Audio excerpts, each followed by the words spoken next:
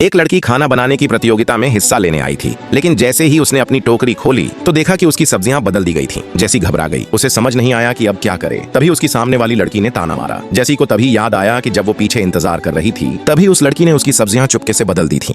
अब नियम के हिसाब से जैसी को सिर्फ वही बदली हुई सब्जियां इस्तेमाल करनी थी। उसका पूरा प्लान खराब हो गया। उसे कुछ समझ नहीं आया कि अब क्या बनाए।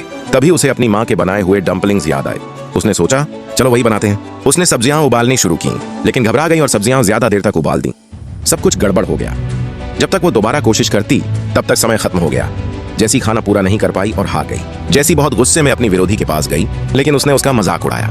हार से जैसी को बहुत दुख हुआ, लेकिन उसने हार नहीं मानी और दिन रात मेहनत करने लगी। कुछ दिनों बाद प्रतियोगिता का दूसरा राउंड शुरू हुआ।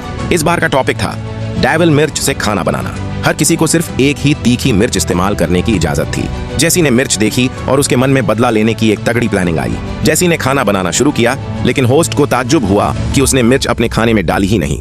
वो मिर्च को एक बर्तन में अलग से पकाने लगी। लोग सोच रहे थे कि ये क्या कर रही है, लेकिन जैसी पूरे ध्यान से अपना खाना बनाती रही। जब जजों ने उसका खाना चखा तो सब हैरान रह गए। सबने उसकी तारीफ की। असल में जैसी ने मिर्च का इस्तेमाल खाने में नहीं, बल्कि उसकी भाप से किया था। उस तीखी भाप ने खाने का स्वाद जबरदस्त बना दिया।